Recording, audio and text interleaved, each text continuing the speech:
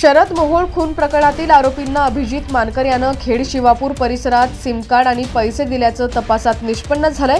मानकर आणि आरोपींमध्ये संभाषण झालेलं आहे। मानकरच्या आवाजाचे नमुने तपासणीसाठी न्याय वैद्यकीय प्रयोगशाळेत पाठवायचे आहेत असं तपास अधिकारी सहाय्यक पोलीस आयुक्त सुनील तांबे यांनी न्यायालयात सांगितलं।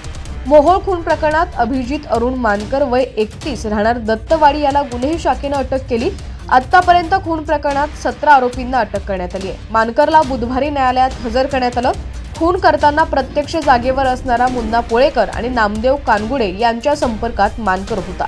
अटक करण्यात आलेल्या आरोपींच्या मोबाईल संचाची तांत्रिक पडताळणी करण्यात आली। आरोपींच्या मोबाईलमध्ये 19,828 रेकॉर्डिंग आढळून आलेले आहेत।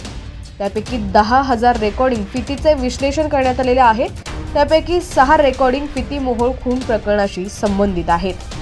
मानकर याच्या आवाजाचे नमुने न्याय वैद्यकीय प्रयोगशाळेत तपासणीसाठी पाठवायचे आहेत।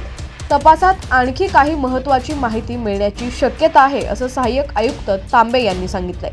खुनाच्या कटात मानकर सामील असल्याचं तपासात निष्पन्न झालंय। त्याच्या आवाजाची चाचणी करण्यात येणार आहे।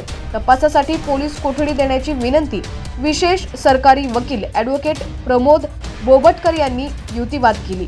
विशेष म्हणजे मोका न्यायाधीश VR कचरे यांनी मानकरला 15 फेब्रुवारीपर्यंत पोलीस कोठडीत ठेवण्याचे आदेश दिले।